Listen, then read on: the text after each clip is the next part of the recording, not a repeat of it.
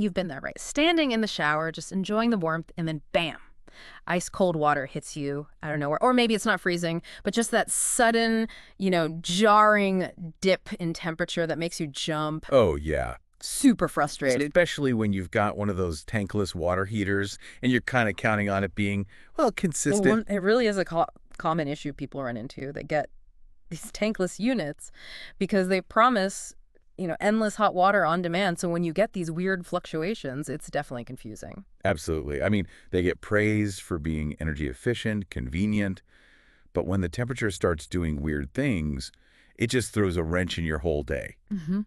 So for this deep dive, we want to get into the weeds a bit. We're going to unpack why your tankless system might be acting up like this, get past just the symptom, and understand what's really going on. And the mission here is to figure out those common causes, but more importantly, give you some practical, actual solutions so you can finally get that consistent hot water without the morning surprise. You'll walk away really knowing your stuff on this. Yeah, this is a great example, I think. Understanding how these systems work, even something you use every single day, can turn what feels like a random annoyance into something you can actually predict and fix. Mm-hmm. It's about regaining that control. Exactly. So understanding the why is where we need to start. When we talk about these annoying temperature swings, what are the main culprits? I guess for a lot of folks, demand overload probably comes to mind first. Can you break that down for us, what that actually means with a tankless heater? You got it. It's definitely a big one. Tankless systems, they're pretty powerful, but they do have limits. There's a maximum amount of water, a certain flow rate. They can heat up at any single moment. Yeah. So think about it. If someone's showering and maybe the dishwasher kicks on and someone else starts rinsing dishes in the sink, all that hot water demand at once can just overwhelm the heater's capacity. So it just can't keep up. Exactly. It struggles. And the result is, well, the water temperature drops. Okay, that makes sense. And that idea of struggling to keep up kind of leads into another really common thing people talk about, that cold water sandwich, what's actually happening there. Because it's so specific, right? You get hot, then whoosh, cold, then hot again. It is very distinct. And it actually makes sense once you picture the process. So when you first turn on the hot tap, you're often getting water that was already hot, just sitting in the pipes from the last time you used it. Ah, okay. Residual heat. Right, that's your initial warmth. But then once that's flushed out, the tankless unit itself needs a second. It has to sense the new cold water flowing in, fire up its burner, and then actually heat that incoming water. So there's a delay. A very short one, usually. But that little gap between the old hot water lowering out and the freshly heated water arriving, that's your cold blast. It's just a momentary pause in the heat delivery. Like a quick system reboot or something. Okay. And that, I imagine, ties into another really basic issue, getting the size right in the first place. People might think bigger is always better, but what's the actual risk if your unit is, say, too small? Or maybe even too big for your house? Yeah, sizing is absolutely critical. If the unit is too small, well, like we just said, it's going to struggle constantly during peak times. You'll get those temperature drops whenever multiple taps are running. Right. Inconsistent. Very. But interestingly, getting one that's too big isn't always great either. It might handle the big demands, sure, but some oversized units have a minimum flow rate needed to even turn on. So for just a tiny bit of hot water, like washing your hands, you might have to run the tap longer just to get the heater to kick in, which wastes water and isn't very efficient. Okay. So it's about finding that sweet spot for your specific usage. Exactly. Matching the unit's capacity to your household's typical peak demand. And it's not just about how many taps are open simultaneously. The actual temperature of the water coming into the house makes a difference too, right? Like winter versus summer, my tap water definitely feels colder in January. How does that impact the heater? Oh, massively. That's a huge factor, and one that's sometimes overlooked when people choose a unit.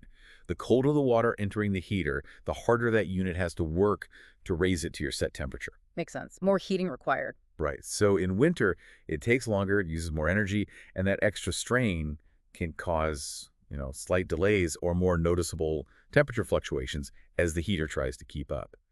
It really underlines why sizing based on your coldest potential inlet water temperature is so important, especially in colder climates. An undersized unit will struggle way more in the winter. That really puts a different perspective on seasonal changes, doesn't it? Okay, last big cause, and this is one that kind of sneaks up over time. Mineral buildup. What's that all about, and why is it such a problem for these heaters? Yes, scale. The silent performance killer, especially in hard water areas. Over time, minerals like calcium and magnesium that are dissolved in the water can precipitate out and build up inside the heater, particularly on the heat exchanger element. Like a lime scale in a kettle. Exactly like that, but inside a much more complex piece of equipment. This buildup basically acts like a layer of insulation. It makes it much harder for the heat exchanger to transfer heat effectively into the water passing through it. So the heater's working, but the heat isn't getting to the water efficiently. Precisely. It has to run harder, longer, uses more energy, and you still might get inconsistent temperatures or noticeable drops because the heat transfer is just compromised. It really hurts performance and efficiency over time. Okay, wow. So demand, that cold water sandwich timing, sizing issues, incoming water temp, and mineral buildup, that covers a lot of ground. But the good news, as you said, is there are solutions, real practical things people can do. Yes, absolutely. These aren't unsolvable problems. So let's talk fixes. The first one seems obvious, going back to what you said. Install the right size unit to begin with. That really is step one, the foundation. Getting the capacity right from the start is the single best preventative measure. It means properly calculating your home's peak hot water needs, how many showers, appliances, etc. might run at once, and considering that coldest incoming water temperature. Don't just guess or go by square footage alone. Right. For bigger homes or families that use a lot of hot water simultaneously, investing in a unit with a higher flow rate, a higher GPM or gallons per minute rating is crucial to avoid those demand-related dips later on. So do the math up front. Okay. Now, another solution I've heard mentioned is something called a thermostatic mixing valve. How does that fit in? Ah, yes, those are pretty clever devices. A thermostatic mixing valve is installed usually near the heater or sometimes closer to the points of use like a shower.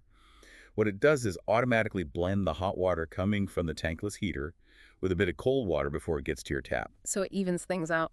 Exactly. It actively monitors and adjusts the mix to maintain a steady, preset output temperature at the faucet or shower head, even if the water coming directly from the heater fluctuates slightly, like during that cold water sandwich moment. It's like a final temperature regulator right where you need it. That sounds really effective for smoothing out those little bumps. Yeah. Okay, and we talked about avoiding simultaneous use earlier as a cause. What's the practical fix there for a busy household? Just try not to? Pretty much. It sounds simple, but it requires a bit of household choreography sometimes. It really just means being mindful. If someone's taking a long shower, maybe hold off on starting the dishwasher or doing a load of laundry on the hot cycle right then. Stagger the big draws. Yeah. Just spreading out those high-demand activities reduces the peak load on the heater, letting it do its job more consistently without getting overwhelmed. Maybe that dream of running everything all at once isn't quite realistic for every tankless setup. Good advice for keeping the peace, maybe. All right, now for that sneaky mineral build up the scale. What's the countermeasure there? Regular maintenance. Specifically, descaling the unit periodically. Like cleaning it out. Essentially, yes. It involves flushing the system with a descaling solution, usually a vinegar-based solution or a commercial descaler, designed to dissolve those mineral deposits off the heat exchanger. How often? Depends on your water hardness, but generally, manufacturers recommend doing it about once a year, maybe more often if you have very hard water. A lot of people skip this, see it as a hassle, but it's so important. It directly tackles that efficiency loss, ensures consistent temperatures, and honestly, it dramatically extends the life of the unit. It prevents much bigger, more expensive problems down the line. Think of it like changing the oil in your car, preventative care. Makes sense. Preventative medicine for your water heater. Okay, one last solution you mentioned, adjusting the flow rate. How does that help? Right. So many tankless units themselves, or sometimes the fixtures like shower heads, allow you to adjust the water flow rate. By slightly reducing the flow rate, say, using a lower flow shower head or adjusting a valve, you're basically slowing down the water as it moves through the heater. Ah, giving it more time to heat the water. Exactly. Okay. More contact time with the heat exchanger. This can really help the unit keep up, especially during high demand or when that incoming water is really cold. It helps prevent the heater from being overwhelmed and lets it maintain your desired temperature more easily, reducing those sudden changes. It's a simple adjustment that can make a surprising difference in comfort. Okay, so it sounds like there are quite a few tools in the toolbox here. To kind of wrap things up then, those annoying temperature swings, well, yeah, they're common with tankless heaters. They really aren't something you just have to live with. Not at all. They're largely preventable and definitely solvable. It really comes down to, it sounds like, a mix of getting the setup right initially and then just some ongoing attention. That's a great way to put it. It Yep. starts with proper sizing, getting that right capacity. Then it's about regular maintenance, especially that descaling, to keep the insides clean. And finally, yeah, just being a bit mindful about how you use hot water, especially during peak times. Address those things, and you really can get the best of both worlds. Absolutely. You get the energy savings, you get the endless hot water when you need it, but without those jarring cold shocks. Yeah. You gain control over the system. Right. You can fully enjoy those benefits without the frustration. It really shows how just a bit more understanding about these home systems can make a big difference in your daily comfort and efficiency. And, it makes you wonder what other little frustrations around the house, those minor annoyances, might actually be signs of some hidden inefficiency. Maybe another cold water sandwich situation lurking somewhere else, just waiting for a little bit of knowledge to unlock its potential. Something to think about.